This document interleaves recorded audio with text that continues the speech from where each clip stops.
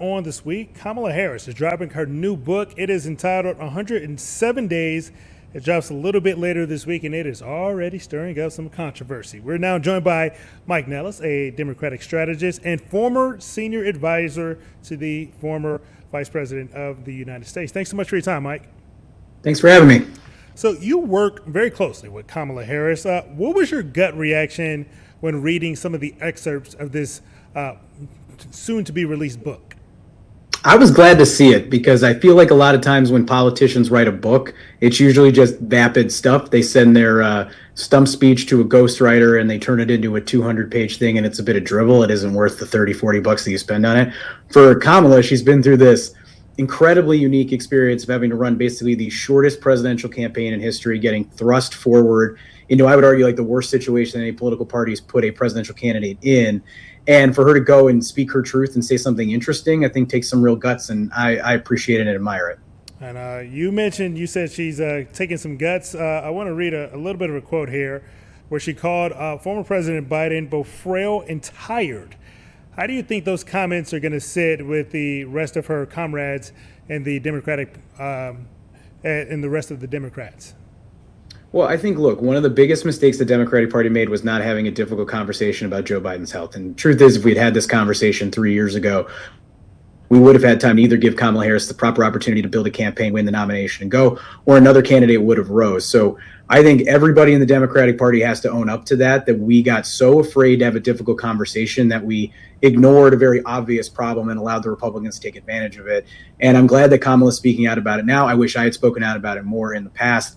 But we've all got to do better because we can't have a Democratic Party that's afraid to have difficult conversations about the mistakes that we've made. She also says that Pete Buttigieg was her first choice as a running mate, but called the move, quote, too risky. What do you think this reveals about some of her political instincts? Well, I disagree with Kamala here, and I think it's a broader indictment of the Democratic Party. The party is often afraid to go big and to go bold. And I think a Kamala Harris, Pete Buttigieg ticket would have excited a lot of Americans. Keep in mind, she lost this presidential election by about 180,000 votes in 3 states. And I think if we had some more bold risk-taking, like putting Pete on the ticket, and by the way, that's not a knock on Tim Walz, who I thought was a good pick, and I liked him very much. But if he was who Kamala thought would have been the best partner to run the nation with, she should have done that. I think a lot of people would have been excited. And I think on the policy front, we should have been bigger and bolder in terms of what we were trying to articulate. Some of that is a issue with the fact that she only had 109 days to run the campaign. She just didn't have time to put together a real policy platform. I think we could have corrected that too if we had handled the situation earlier we talked about with Biden. Kamala Harris did not mince any words in this book that will be released a little bit later this week. She did end up picking Tim Walz as her running mate, but she said that he looked weak in his debate with J.D. Vance. What do you think that this says about the decision she made to end up going with Tim Walz? Well, there's nothing more irrelevant to a presidential campaign than the vice presidential debate. But look, Vance did really well. Vance is a smooth, polished politician, and Tim Walz was a lot less polished and was a lot more nervous. So he didn't do as well, but I don't think he did poorly. The whole conversation around that, didn't particularly make a huge difference, in my opinion. It's just, would Pete Buttigieg have done better? Maybe. That's a style and a format that he would have performed better in, I imagine. But every candidate that you pick has advantages and disadvantages. Trump had to make the same decision. He ultimately chose J.D. Vance because he thought it would be a better partner to help bring in some of those podcast bros that Vance had a relationship with. And that's a decision that he made to build that coalition. And Harris also criticized Governor Pritzker here in the state of Illinois, Gavin Newsom, as well as Whitmer for not endorsing her right away. Just how unusual is it for her to call out some of her colleagues like this so publicly?